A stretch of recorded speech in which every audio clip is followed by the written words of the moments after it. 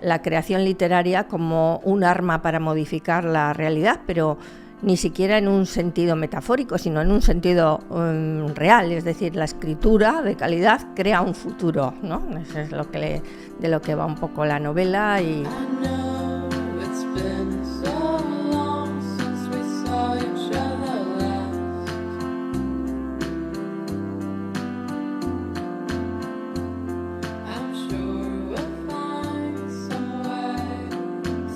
soy Xavi Sánchez y este es un espacio dedicado a observar, tomar conciencia de cómo vivimos y ver si existe otra forma, otra manera.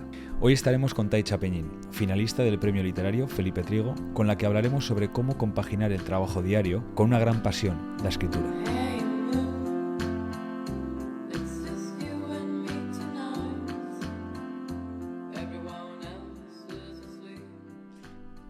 Porque entonces no estaba, yo lo escribía a mano todo en un esto, y me lo pasaron, me encargué que me lo pasaran, lo grabé y me hicieron la...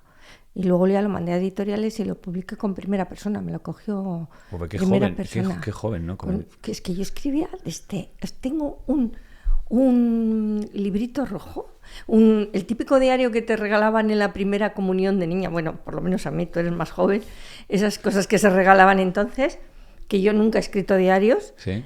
Tiene unas tapas de cuero rojas y entonces ahí lo que escribieran relatos y poesías, y tenía en aquel momento, pues no sé, 10 años o así, y yo ahora leo ese... ¿Lo tienes todavía? Sí, lo tengo guardado, que ha sido un poco como leerme, pues eso, cuando era más joven, ¿no? Y yo misma me sorprendo, hay cosas que están bastante bien, ¿no? Pero qué chulo, quiero decir, qué chulo como leerte, ¿no? Sí. Tan joven, decir, joder, porque al final no es una expresión, ¿no? O sea, que es un reflejo de cómo pensaba en aquel momento, ¿no? Sí.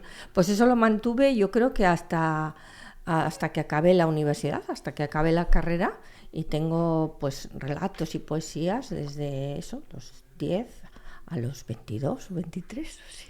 ¿Y cómo te dio? O sea, quiero decir, ¿cómo te dio por...? O sea, ¿tú recuerdas, cómo te dio por empezar a escribir, o sea, de niña, quiero decir? Yo creo que me dio por leer. Por leer. Por leer, ¿no? Y entonces al final, cuando descubres el mundo de lo que es leer, yo recuerdo en las clases que nos daban de lengua, de literatura, cuando descubres todo eso, pues yo intentas emular, hacer lo mismo. y entonces, fíjate, me acuerdo que supongo que lo que nos darían a leer en aquel momento, porque tendría 11 o 12 años, era una versión pequeña de la Divina Comedia o de contar, ¿no? Algo y la Divina Comedia, eso del infierno, el cielo y tal, que me llamó en aquel entonces muchísimo la atención y tal. Y entonces yo escribía luego aparte y emulaba el estilo, en este caso de Dante, y escribía mi propia historia, que era lo mismo casi que había leído, pero a mi forma de escribir y añadiéndole cosas, ¿no? Recuerdo prosificar versos que me gustaban, por ejemplo, lo hacía como relatos pero porque aquello me entretenía. Mi hermano, por ejemplo, leía cómics, y a mí los cómics no me gustaban, yo soy de la palabra. Entonces, y a día de hoy me sigue pasando lo mismo, ¿no? Cuando voy a conferencias o congresos, cosas que se explican tanto con gráficos, PowerPoint, pues yo necesito palabra. Y aprendo más leyendo que viendo. ¿Aprendes más leyendo que viendo? Sí.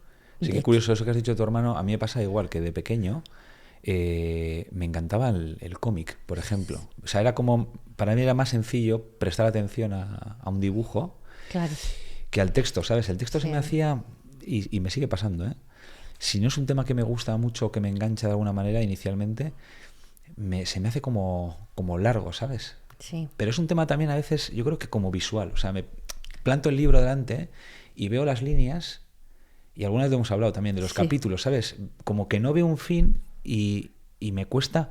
Pero en cambio el cómic es cierto que yo, por ejemplo, de pequeño me expresaba mucho más con el dibujo. Pues como le pasaba a mi hermano. De hecho, mi hermano hacía cómics y yo escribía novelas y relatos. O sea, que tú escribías y bueno, y luego, a ver, estudiaste Derecho, ¿no? Entonces, sí. Me imagino que tendrá que ver. No, no que va, no tiene que ver. No. No, yo quería ser escritora y yo me recuerdo con 14 o 15 años en los recreos que me quedaba sentada, yo no salía al patio y estaba escribiendo una novela sobre el fin del mundo. Pero, Sí, porque se destruía la capa de ozono con el Concorde, que fue en aquellos años que salió este avión que superaba la barrera del sonido, y entonces decían que iba a ser el fin del mundo porque iba a destruir la capa de ozono y nos íbamos a achicharrar todos. Y bueno, pues yo había montado una historia de una familia que escapaba y tal, y estaba allí escribiendo. Y se me daba muy bien la parte de la literatura, era buena estudiante, me suspendía en la gimnasia, o sea, todo lo que, sin embargo, he sido para todo el tema del movimiento muy, muy torpe. Por eso algunas veces cuando veo las cosas que tú haces, el otro día veía que estabas con un bebé muy pequeño en un banco, cómo se movía y decías que hay que dejarles, ¿no?, desarrollarse y tal. Pues mi madre se llevaba unos disgustos tremendos porque yo, así como empecé a hablar con 5 o 6 meses, que yo creo que es una exageración de ella. Sin embargo, anduve a los 14 meses y creo que caía como una tabla. O sea, me daban unos golpes, o sea, todos los niños ponen el... Pero hablabas tan pequeña, ¿eh? Sí, debe hablar muy... Ella dice que sí, que hablaba. Yo, claro, no tengo el recuerdo, pero si no exagera, sí, muy pronto. Y cuando hablas de... porque esto me parece muy interesante, ¿no? Cuando hablas de empezar a escribir una novela tan joven, ¿no?, de tan niña... ¿Cómo lo hacías? Es decir, ponías un folio en blanco y te ponías y de repente dejabas que saliese lo que había dentro y empezabas a escribirlo. ¿Te fijabas en cosas que igual te inspiraban para poder escribir? Bueno, yo creo que siempre me he puesto y he escrito un poco lo que me salía. Lo que te decía antes, yo hice Derecho un poco porque al final... ¿qué vas a ser escritora? Yo decía, voy a hacer periodismo y voy a hacer escribir. Tenía la directora del colegio que me decía, tú haz filología hispánica y das clases aquí, pero como era muy buen estudiante, pues parecía que Derecho era una carrera que iba a tener como más salidas, de más envergaduras, y total que me fueron convenciendo, lo hice. No estoy arrepentida, pero bueno, no sé si hubiera seguido mejor en la otra línea. Cada uno... no sé, no sabes, como no te dan esa segunda oportunidad, pero siempre he tenido esa inquietud. Y ahora sigo igual, o sea, yo tengo una teoría muy loca, que no sé si has estado tú alguna vez en esas reuniones que hemos tenido los jueves ingobernables, de que yo no elijo las historias, yo no elijo a mis personajes, sino que son ellos los que me eligen a mí. Tengo la impresión como si hubiera una especie de limbo donde todas esas historias están flotando, como si el tiempo en lo que es la imaginación no existiera de una manera lineal, sino que puede ser circular. Y entonces tengo la impresión de que esas historias se me meten, hay alguien que te las está dictando, que quiere que las hagas. Y entonces me voy dejando llevar y luego ya es cuestión de pulir, corregir, y me han pasado cosas además bastante curiosas en ese sentido, porque la primera novela que escribí, que es El duende del río Gomar, está ambientada en Fanzara, en un pueblo de Valencia, de Castellón en concreto, y bueno, pues escribí una historia de de una riada que hay, se va arrollando a la gente del pueblo. Hay un médico que pierde ahí a un niño al que quería mucho, y bueno, pues yo lo escribí sin saber nada de la historia de ese pueblo, pues fue una experiencia personal, que fui de recién casada allí con mi marido, que era médico, que es médico, vamos, y entonces éramos muy jóvenes, fuimos a hacer un refuerzo allí en el tiempo de verano, ¿no? Cuando lo escribí me resultó muy curioso que de Fanzara me dicen que efectivamente había existido esa riada, que no estaba, se rompió, se abrió una presa, no se había avisado suficientemente a los habitantes y había muerto allí algún niño, ¿no? Y yo de todo aquello no sabía nada, o sea, parecía que había sido que ha sido como que alguien me ha dicho que tenía que escribirlo. Y luego con el resto de mis novelas me ha pasado un poco parecido. Con El crimen de la novela sin título, que hay un personaje, Gonzalo Vigiola, que es un funcionario al que destierran a un departamento de quejas y que es vacío porque se mueve contra la corrupción del alcalde y tal. Pues a mí, yo eso lo escribí según empecé a trabajar en el departamento personal del Hospital de Cruces, y resulta que al cabo del tiempo, en mis propias historias personales que he ido teniendo, pues de moving, de cosas que luego pues ya se han arreglado, ¿no? Pero acabé en el departamento de quejas y sugerencias del SAPU allí, y yo digo, pues no sé si yo misma me escribí el futuro al escribir aquella novela, y eso, bueno, pues también lo cuento en El crimen de la novela sin título, que está todo contado con mucho sentido del humor, pero que se plantea la creación literaria como un arma para modificar la realidad, pero ni siquiera en un sentido metafórico, sino en un sentido real, es decir, la escritura de calidad crea un futuro, ¿no? Eso es de lo que va un poco la novela, y va traspasando lo que va escribiendo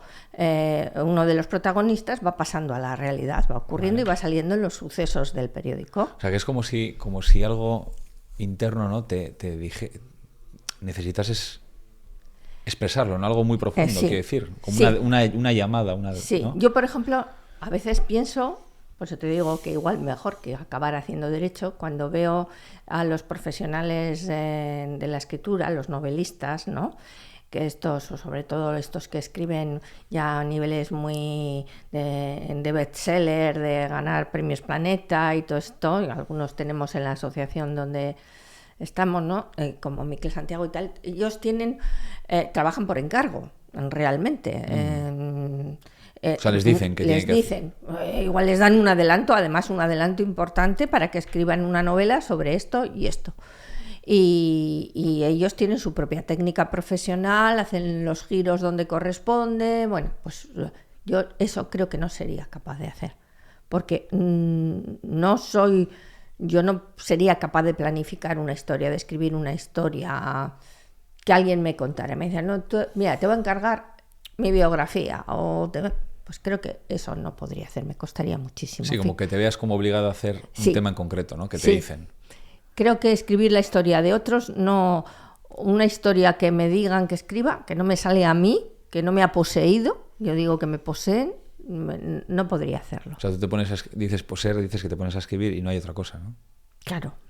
No hay, durante mucho tiempo, hombre, haces otras cosas, pero los tiempos que tienes para tus propios pensamientos acaban en la novela. O sea, incluso intentar hacer relajación y no puedes relajarte porque acabo escribiendo novela. O mentalmente voy avanzando con la novela. Claro, no es solo el tiempo que escribes, sino lo que te ocupa esa historia en la cabeza. También me ayuda, me ayuda a conocerme, me ayuda a relajarme. Uh-huh. Sí. O sea, ¿Y cómo compaginas? O sea, quiero decir, es lo que te decía antes, ¿no? ¿Cómo compaginar con el trabajo, y sobre todo con un trabajo que también pues que exige ¿no? Que es demandante y que al final pues hay que, ¿no? Y sobre todo esto es un tema que me gusta mucho hablar, porque a veces parece como que cuando pues optamos por una profesión o el resto de nuestra vida, ¿no? O un tiempo determinado, parece como que muchas veces esos sueños que siempre hemos tenido de niños se pueden ver apagados, ¿no? Es como, bueno, pues yo me dedico a esto, me dedico al otro, pero aquello con lo que siempre he soñado, que en este caso tú lo has seguido, por eso te lo digo, ¿no? Has seguido con ello, empujando, ¿no? Con esa que decías, ¿no? Esas ganas y esa obsesión de alguna manera, ¿no? Por seguir expresando. ¿Cómo compaginar, ¿no? ¿Verdad? Sí. Ambas cosas. Hombre, es difícil. Es verdad que yo tengo un parón. Escribo El duende muy joven, con 25, 26 años. Súper joven, después de haber terminado la carrera, me imagino. Sí. En esta experiencia que fuimos allí en un refuerzo y conocí ese pueblo. y mientras los demás, porque fueron varios médicos de aquí, yo creo que era la única que no era médico, que era la pareja de un médico, porque todos los demás estaban trabajando, y en los tiempos que me iba, pues eso, iba al río a bañarme o estaba en casa, escribí la novela, ¿no? Y luego ya pues te metes en el trabajo, en tener hijos, y en los hijos pues lleva muchísimo tiempo, ¿no? Entonces bastante duro es compatibilizar el trabajo con los hijos, como para encima escribir. Ahí tuve un parón bastante grande. Pero ya cuando se hicieron mayores, que te exigen menos dedicación, pues aproximadamente hacia el 2013 creo que fue, en que hablando con mi pareja y tal, decía, ¿por qué no retomar esto de una manera más intensa? Porque escribir siempre he escrito como un desahogo, sí, lo tenía metido en el cajón, pues eso, con bolígrafo, en un cuaderno y sin más. Y en el año 2013 salieron unos talleres en la Alhóndiga que impartían en aquel momento Pedro Ugarte, Alex Oviedo, y eran unos talleres a los que me apunté.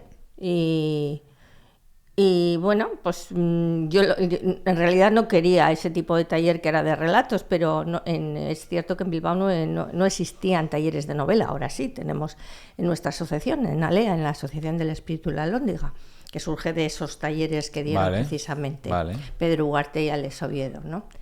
Y entonces cuando los acabamos, pues un grupo de personas que habíamos asistido, porque como no podíamos volver a repetir, y ahí se crearon una serie de lazos y nos gustaba porque era un acompañamiento en la escritura y tal, pues se fundó la Asociación del Espíritu de la Alhóndiga.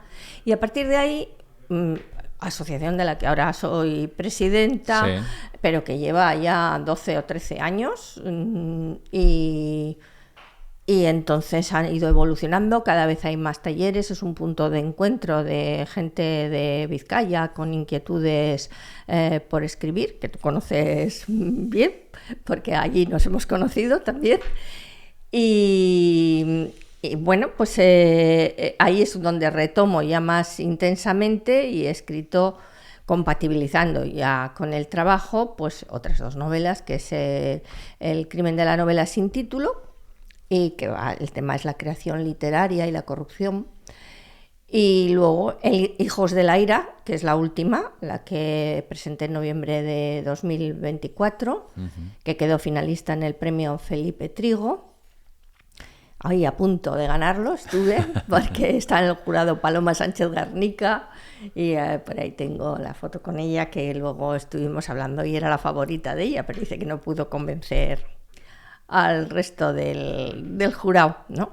Y luego, bueno, pues la publiqué con Ediciones Versátil, y ahora sigo escribiendo en nuestro taller, al que vienes también. Habla un poquito, sí, habla un poquito de la asociación. O sea, es decir, dices que fue como el punto de reencuentro, ¿no? con la escritura para ti, ¿no? Llevabas un tiempo y fue como ese, después de esos años, ¿no? ¿Cómo viviste esos momentos? A ver, la escritura es un tema muy solitario. Es el escribir en tu casa y, claro, no tienes alguien con quien confrontar lo que estás haciendo. Es como quien dice, pues, una conversación contigo mismo exclusivamente, pero sin tener una contrapartida. Entonces, la idea de juntarte con otras personas que tienen inquietudes literarias, necesariamente igual no son novelas o cada uno tiene un interés, pues a mí es algo que me gusta. Es como un poco cuando leíamos de jóvenes, que si la generación del 27, que si la del 98, ¿no? Que se reunían en los cafés, se reunían en los colegios mayores y ahí podían confrontar sus escritos, sus ideas de esto, ¿no? Entonces, tener un lugar de encuentro, como es en este caso la asociación que está enfrente de la Alhóndiga, y poder juntarte allí con gente que parecidas inquietudes que tú, pues me parece muy importante. Y pues de hecho ahí sigue manteniéndose, sigue creciendo cada día más. hay diferentes tendencias y luego pues hay talleres formales con profesores que imparten el taller, aunque son de tipo muy práctico, y luego pues tenemos un grupo, que es el grupo ingobernable o independiente que nos llamamos, que es una experiencia quizás novedosa en la que somos gente que ya hemos estado en otros talleres, que tenemos ya unos proyectos de escritura que queremos sacar adelante y en el que el aprendizaje es entre pares. Digamos que todos somos profesores y todos somos alumnos, o sea, aprendemos los unos de los otros, ¿no? Es el compañero es el que te dice, pues aquí te sugiere mejoras o esto está bien, y eso es muy, muy interesante. Y es además a mí me gusta porque en el taller de Independiente en el que estamos ahora, al que estoy yo ahora, vamos, hay diferentes proyectos literarios. Pues hay desde quien puede escribir un libro de autoayuda o de un ensayo, hasta quien escribe guión de una serie televisiva, novela romántica, novela de misterio, novela contemporánea. O sea, hay diferentes proyectos y eso resulta para mí muy enriquecedor. O sea, que me parece que tener un punto de encuentro donde puedas compartir ideas y aprendizajes es muy enriquecedor y muy importante para alguien que escribe. Cuando me invitó Miriam a ir al taller, fue un momento muy especial para mí porque yo desde muy pequeño llevo más o menos siempre haciendo lo mismo. O sea, es decir, surfear, hacer deporte y bueno, y luego eso me llevó también, toda esa obsesión por el movimiento me llevó a, bueno, pues a especializarme, ¿no? O a invertir gran parte de mi vida entrenando y invirtiendo, pues eso sí, la energía en saber más acerca del movimiento. Pero a Miriam, que le conocí dándole clase, ella me recomendó ir, que fuese, sin más, por ahí un día y tal, y me acuerdo perfectamente el día, un jueves, y para mí eso que decías como un punto de encuentro, un punto de enlace entre las personas, ¿no? Para que de alguna manera pues esa pasión o esa actividad diaria solitaria como la escritura puedas, ¿no? Compartirla con más personas, y que el compartir también te ayude muchas veces, ¿no? Igual a saber dirigir o saber llevarla, lo que estás escribiendo de una manera u otra. Fue algo que en mi caso lo veo como relacionado, es decir, para mí fue como, ostras, voy a estar con gente que no tiene nada que ver con el mundo al que yo pertenezco diario, ¿sabes? O sea, para mí fue súper enriquecedor porque de repente me senté como una clase y empecé a escuchar a personas que escribían y al principio decía, joder, pero si no les conozco nada, están hablando de cosas que no tienen nada que ver conmigo. Viven en Bilbao también y es increíble que muchas veces te metes como en tu mundo y hay como muchos mundos, ¿no? O sea, claro, muchas personas que son súper... Y entonces para mí fue como súper enriquecedor porque dije, joder, y luego, bueno, me llevó, ¿no? También a ponerme a escribir lo que pude, ¿no? Pero quiero decir que lo veo como, quería comentarlo, ¿no? Como muy chulo ese momento en el cual poder juntarte con más personas y sobre todo el hecho de compartir. Que es algo que también te quería comentar sobre ello, ¿no? Que cuesta, ¿no? Cada vez, o sea, la gente comparte, pero sí veo que hay como mucha resistencia a compartir muchas veces, ¿no? Que las personas hacen sus cosas y tal, y sobre todo en la escritura, ¿no? Que ahora, pues lo que decías, ¿no? Escribías de niña, el papel, el boli, ahora hay mucho ordenador, mucha tecnología. ¿Cómo crees que todo esto está afectando, ¿no? Al lector también? O sea, es decir,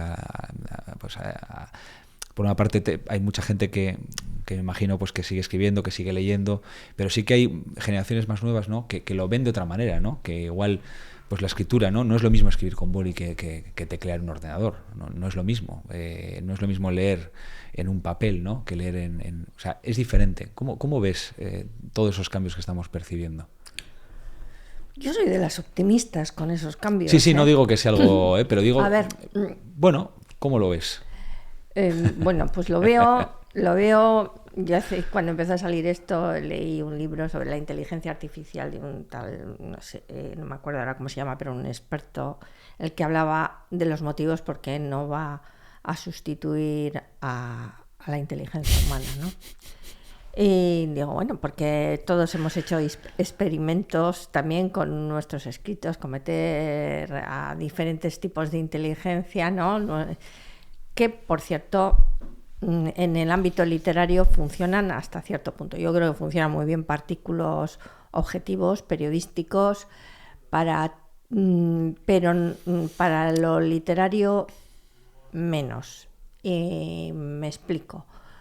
O sea, este hombre decía, y lo he visto en la práctica, no me acuerdo ahora cómo se llamaba, Hackman o algo así, que el pensamiento de la inteligencia artificial es un pensamiento lógico, deductivo. En ese aspecto, pues todo lo que se sale de ahí se le escapa. Y nosotros tenemos un pensamiento inductivo y tenemos emociones que no tienen la inteligencia artificial. El pensamiento inductivo, que es el clásico del detective, ¿no? Que llega al escenario del crimen, ve una mancha de agua, un muerto, el cuchillo, y entonces va imaginándose cómo ha podido cometerse ese crimen, va imaginando cómo quiénes han podido tener los motivos. Eso no lo hace la inteligencia artificial, ese pensamiento inductivo. El otro día en el campo del derecho me pasó algo parecido.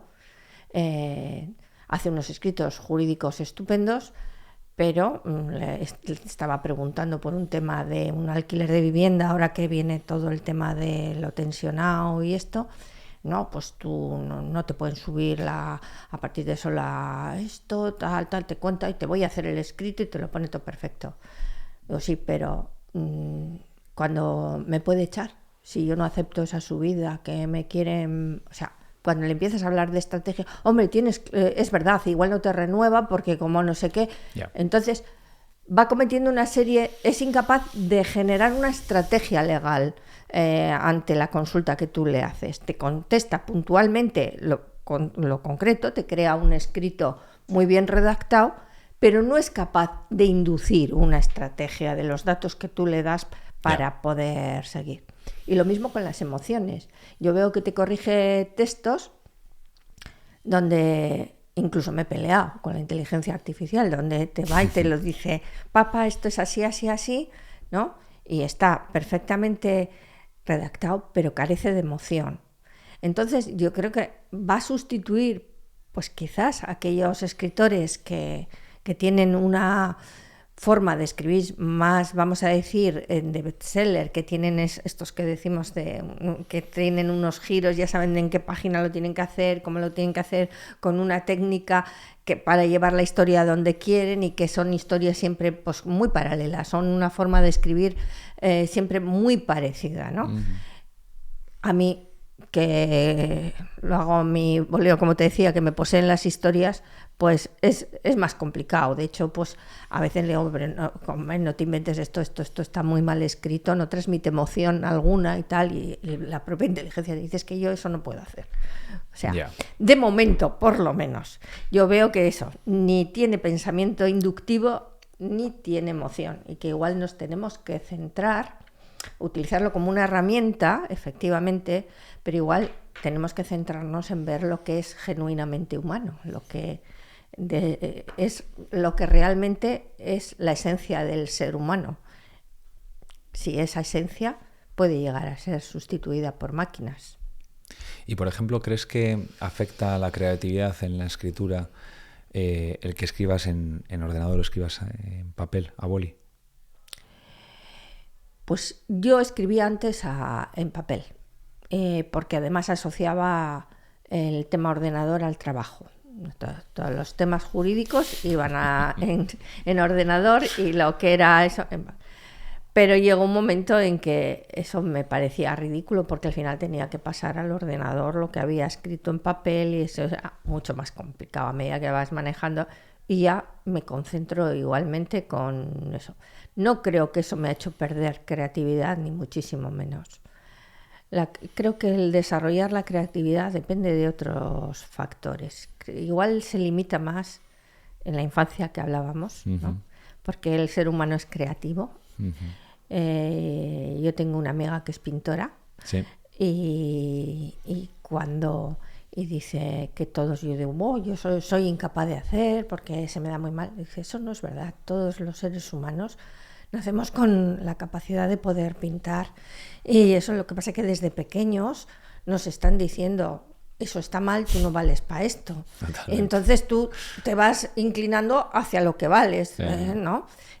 Pues a mí probablemente se me daba mejor el escribir, me fueron inclinando de alguna manera hacia eso, porque cuando pintaba, mis asignaturas horribles eran la gimnasia y el dibujo.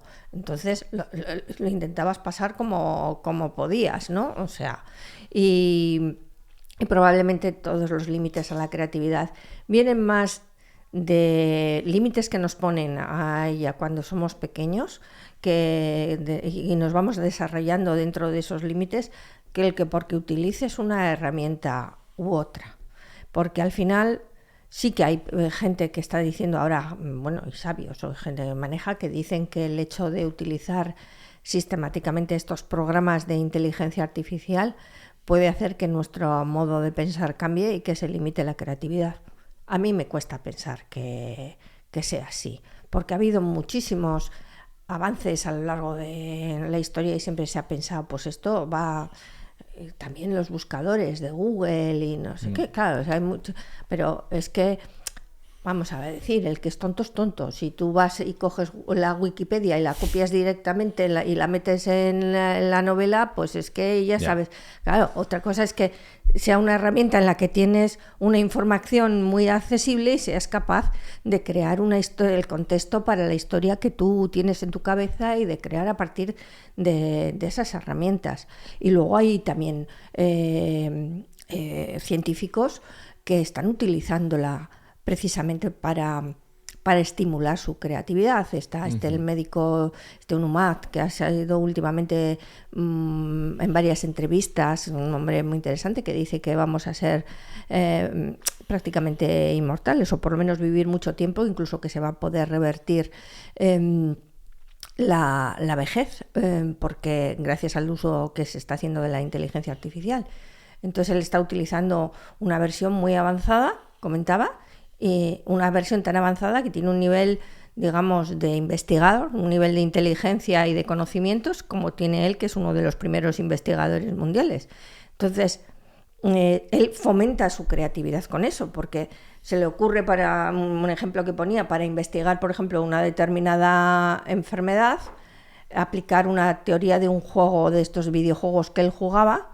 Entonces habla con vamos a aplicar para hacer una reproducción de cómo era aquel virus. Yo no me sé exactamente, pero el hecho es que la inteligencia se lo aplica y luego ya lo lleva a su equipo, lo van experimentando. O sea, que hay personas que lo están utilizando para estimular esa creatividad, o para tener un compañero con el que hablar de ese nivel de poder tener diversas líneas de investigación. Es decir, mientras en un caso solo tienes una, igual con le ha sugerido 10 y montar 10 equipos en esa línea de investigación. Así que no tiene por qué ser limitante de la creatividad. Yo creo que puede ayudar incluso a fomentarla. Bueno, lo que está claro es que muchos avances, ¿no? En poco tiempo. La verdad que la tecnología está avanzando un montón y es impresionante, ¿no? Y muchas veces hasta increíble lo que la inteligencia artificial no puede mostrarnos. Pero ¿qué tienen los libros, ¿no? Porque, quiero decir, hablabas al principio de que a ti siempre te había llamado mucho más la atención escribir que lo que era, ¿no?, los cómics o lo que era el dibujo. A mí el libro me recuerda como a volver un poco a la esencia, ¿no? O sea, no sé qué exactamente qué tiene, pero es como que es algo que está ahí, ¿sabes? Y que tiene un carácter muy profundo, ¿no? Que va hacia uno, ¿no? En tu caso, sí, hay mucha pantalla, hay mucha película, ¿no? Hay de todo un montón, ¿no? Pero para ti, ¿qué es lo que tiene, ¿no? Pues es que yo voy a decir una cosa que no encaja para nada en lo que me das, o sea, y que me van a linchar en mi mundo. Yo soy lectora de ebook. Sorpresa. Yo leo tantos libros, al principio, es que a mí ya no me caben, o sea, tantos libros en papel, y luego yo los subrayo, los doy la vuelta, me hacía notas y tal. Claro, para mí el ebook ha sido un descubrimiento, primero porque te abarata el coste de los libros, Sí. y segundo porque es que es maravilloso, tú subrayas lo que quieres y te lo puedes exportar al ordenador, te haces la ficha de tu novela, te la estudias desde el punto de vista narrativo, los personajes, no sé qué. Entonces, me parece que es un adelanto, ¿no? Tremendo. También tengo, por supuesto, libros en papel. Tiene una cosa buena, que claro, cuando conoces al autor y vas a las presentaciones te gusta que lo firme, te gusta hablar. Sí que he perdido una cosa. Yo siempre me acordaba del título del autor y lo que iba por las portadas. Y el ebook la portada se ve muy mal. Y es verdad que las portadas te ayudan a memorizar. Pero yo no soy de esas románticas que le gusta oler el papel cuando lee el libro, ni necesita tocarlo, ni nada. Yo necesito la historia que ha poseído a ese autor cuando ha escrito, cuando es una buena historia, cuando soy más del fondo que de la forma. Y vamos a ver, o sea, ¿qué es para ti un buen libro? Un buen libro. Pues mira, una buena novela, ¿eh? No un buen libro, que buenos Una libros, buena novela, sí. Yo soy de novela, es decir, hay ensayos muy buenos, hay poesía, también me gustan los ensayos y la poesía, el teatro me gusta mucho, pero hablando de la novela, para mí tiene que tener una buena historia, que esté muy bien escrita, con buenos personajes y que tenga reflexión. Y claro, quizás son tres cosas: una buena historia, calidad literaria, que esté bien escrita y que tenga reflexión, ¿no? Porque al final una buena historia sin buenos personajes no tienes. Y si no me da esas tres cosas, para mí se queda coja. O sea, toda novela para mí es un poco exploración existencial. Es como decía Milan Kundera, si no te aporta nada nuevo sobre la existencia, o por lo menos una reflexión, es inmoral, él decía. Yo tanto como inmoral no diría que es esa novela. Luego hay novelas de entretenimiento que están muy bien, como dicen algunos de nuestros compañeros escritores de bestsellers, que le escribimos con lenguaje piscinero, porque tú te vas y te llevas con un lenguaje muy sencillo para meramente divertirte al lado de la piscina y que no quieres más complicaciones, ¿no? A mí eso me pasa un poco con la televisión. Yo, o con las series, o con eso, yo cuando quiero descansar, pues lo que me pongo es una cosa que no me lleve a mucha complicación cuando lo veo en la pantalla. Sí. Y en cambio le pido más complejidad a la lectura de la novela. Me necesito un poco. ¿Y crees como que algo caracteriza en profundidad a todos los buenos escritores? Es decir, ¿crees que hay algo que todos de alguna manera, por así decirlo, han desarrollado internamente, ¿no? Cuando hablabas de las cualidades, ¿no? Para que al final, sea el tema que sea, llegue a la gente, ¿me explico? Claro, yo creo que tienen que tener esa reflexión, esa exploración de la vida, ¿no? Es al final otra forma, es que igual es difícil de entender para personas que, por ejemplo, no les gusta la novela o que no escriben, ¿no? Mi pareja no entiende que yo diga esto de que yo exploro el mundo y la vida a través de la novela, porque él entiende que eso se hace con un ensayo, ¿no?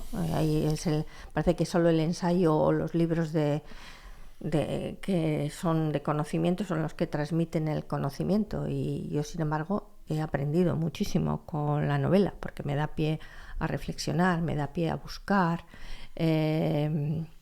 Y es más, que a veces pienso que los libros de historia, con tanta fecha, una redacción tan fría y tal, muchas veces puedes llegar a aprender más con una novela. Sí, puedes perder como el interés, ¿no? Muchas veces se hace muy frío, ¿no? Como muy mecánico. Sí.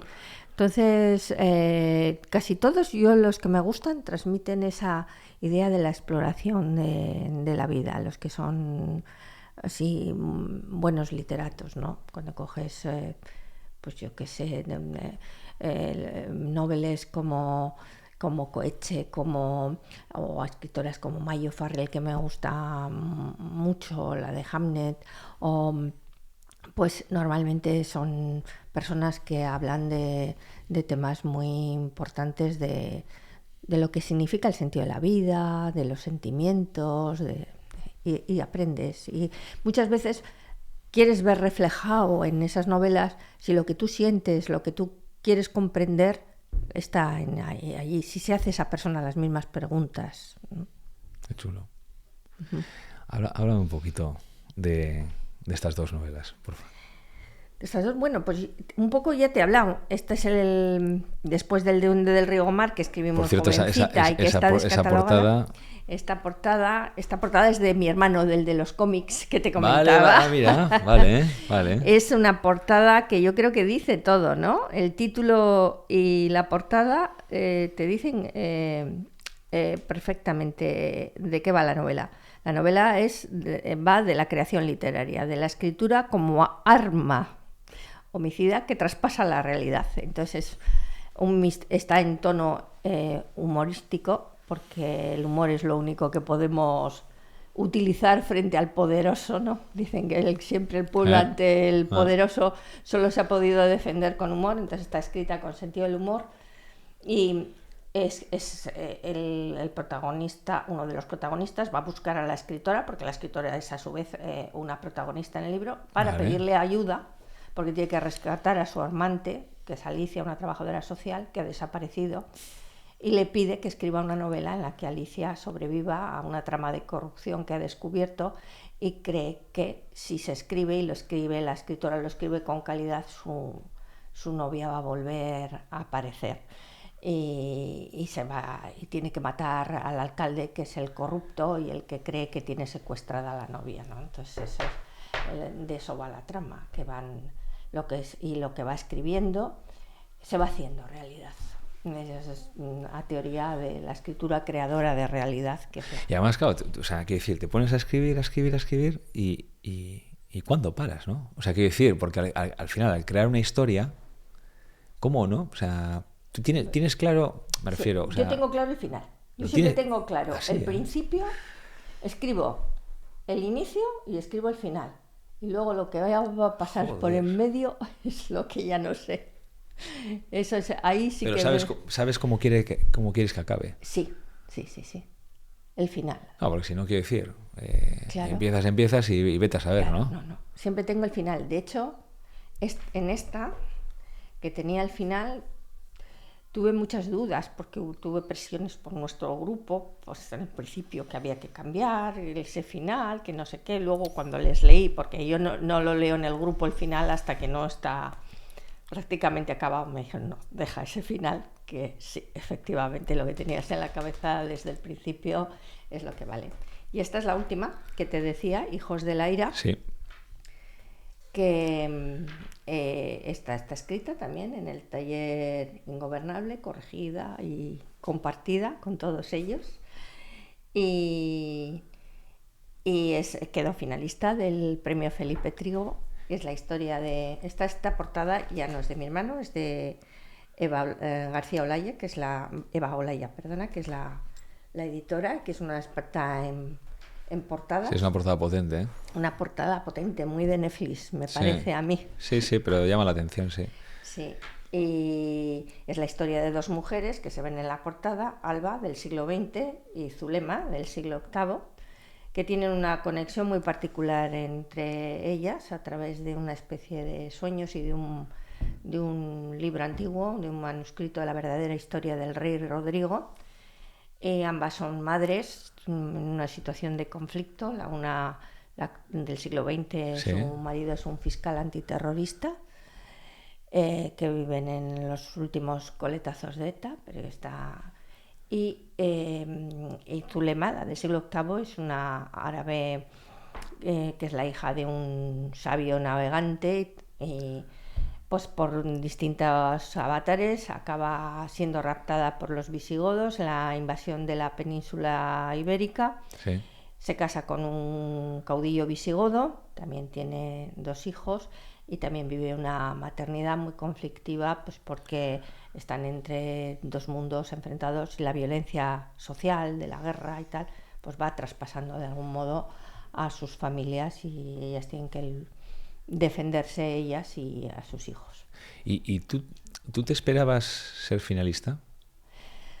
Pues la verdad que no, es que eso me pareció, y además es que doy fe de que el concurso Felipe Trigo es limpio, porque claro, todos sabemos que los estos de las editoriales, Planeta y tal, están todos perfectamente amañados. Las editoriales ofrecen el premio antes, Planeta contado por escritores, quiero decir, y invierten, claro, es 1 millón de euros que invierten en ese escritor al que le hacen firmar un contrato. Creo que además vende su obra por ese premio durante, no sé si son 10 años, o sea, y bueno, pues mandas por lo que dicen por ahí, ¿no? Dices, es que envíalos porque se pueden fijar en ti, y aunque no ganes el premio, pues igual. Pero luego hay otra serie de concursos que son concursos institucionales. Entre el más antiguo es el premio Felipe de Trigo, que organiza en un pueblo de Extremadura, de Villanueva de la Serena, que son 20.000 euros de premio, que no está nada mal. Y se va respetan lo del seudónimo, sí. Con el sobre cerrado sin el nombre. Hay una comisión lectora que está compuesta por gente del pueblo, maestros, médicos, no sé qué, periodistas, tal, gente muy aficionada a la lectura, que va haciendo la criba y luego pasa al jurado, que suelen estar escritores, gente de la universidad y tal. Pasan 10 novelas. Y entonces yo me enteré de eso por las noticias, porque cuando veo que está seleccionada, porque fui con el seudónimo, con el alias de Aisa Kadinsa, y cuando veo finalista Hijos de la Ira de Aisa Kadinsa, bueno, primero les mandé a ellos, no sé qué. Fue una sorpresa tremenda, porque me parece que, no sé si eran 200 y pico novelas. Joder. Muy, muy difícil, y quedó la tercera o cuarta. ¿Y qué crees que fue lo que esta vez, ¿no? O, por así decirlo, pues llevase, ¿no? a esa final? ¿Tú te has visto diferente, quiero decir, en profundidad o en expresión? No sé, quiero decir, a veces se sienten esas cosas, ¿no? Dices, joder, estoy haciendo algo bueno, yo esta no la presenté. El crimen de la novela sin título no la presenté a estos. Sí. Yo, a medida que vas sabiendo, vas seleccionando más, y yo pues le mandé a ese porque en concreto en la asociación leímos una novela premiada, la de Antonio Tocornal, Mala Santa, que nos pareció una novela muy buena. Y entonces él había ganado ese premio, y entonces dije, pues voy a mandar, porque una es así de osada, porque es un escritor estupendo, ¿eh? ¿Y qué fue? Pues yo te puedo decir lo que a mí me dijeron algunos miembros del jurado. Sí. Y de la comisión lectora. El personaje de Zulema les parecía tremendo emocionalmente, rico, y les llamaba, o sea, les parecía un personaje hasta el punto de que hay gente que la ha leído después y me dicen que si no va a repetirse ese personaje en otras novelas. Era un personaje muy potente. Y posiblemente eso me llevó a quedar muy bien, y quizás al no ser ganadora, pues o subganadora, no sé, quizás fue que era un concurso fuera del País Vasco, y no sé si la historia de Alba con ese fiscal antiterrorista es muy comprendida fuera del País Vasco, porque sí que ahí esa historia toca mucho de temas el tema de la violencia que ha sacudido al País Vasco durante las épocas de ETA, el tema de Gesto por la Paz, que es una reconciliación y tal. Y curiosamente, fíjate, en la Feria del Libro de Madrid, sin embargo, vino expresamente a comprarlo un militar, que me llamó mucho la atención, que iba a Eibar, no sé qué tipo, a alguna fábrica de armas iban a recoger, y la compró, y dijo que tenía mucha curiosidad porque le habían comentado a ver cómo se trataba el tema.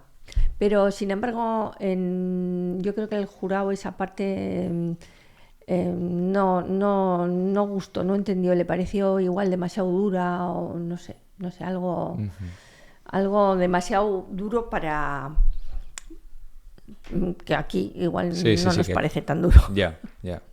Porque lo hemos vivido, ¿no? Total, No sé. total.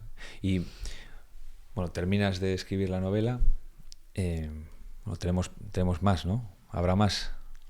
Habrá más Pues novelas. O sí. sea, es decir, ¿cómo es eso también, no? Porque terminas y sigues. O hay un parón necesario. Bueno, hay un parón mientras corriges, mientras mandas a las editoriales para publicar, cuando la presentas, pues Sí. ahí tienes no puedes estar, lo que te digo, la historia te ocupa la cabeza. Entonces, no puedes ocupar tu cabeza, por lo menos yo, con otra cosa. Luego ya te ya te surgen, ya me ha poseído Ah, sí. otra sobre el amor. Esta es mi siguiente novela. Va del amor, el tema va a ser el amor. Tema Y potente, ¿eh? sí. Pero bueno, vuelvo a recuperar el tono humorístico del crimen de la novela sin título. Y bueno, luego pues ahí sigo, aunque he tenido un parón, pero ya por temas de salud en este último año, pero ya creo que lo estoy retomando. Y una vez que me encuentre con todos vosotros, pues seguramente que iré avanzando más rápido. Y por último, Daicha, hablábamos al principio de la niña, ¿no? Que eso, ¿no? Que tenía esas ganas de escribir, de ser escritora. Es un poco también la razón o la raíz por la que surgió estas charlas, ¿no? Por hablar y compartir con personas que a pesar de las circunstancias, a pesar de vivir en una sociedad, ¿no? que está muy marcada por una serie por una dirección, lo que quieras llamarlo, ¿no? A nivel laboral y tal, a pesar de eso, pues quieren seguir cumpliendo sus sueños, ¿no? O aquello que de niño soñaban o les movía, ¿no? Y a pesar de trabajar, siguen apostando ¿no? o convierten de ese sueño su trabajo, ¿no?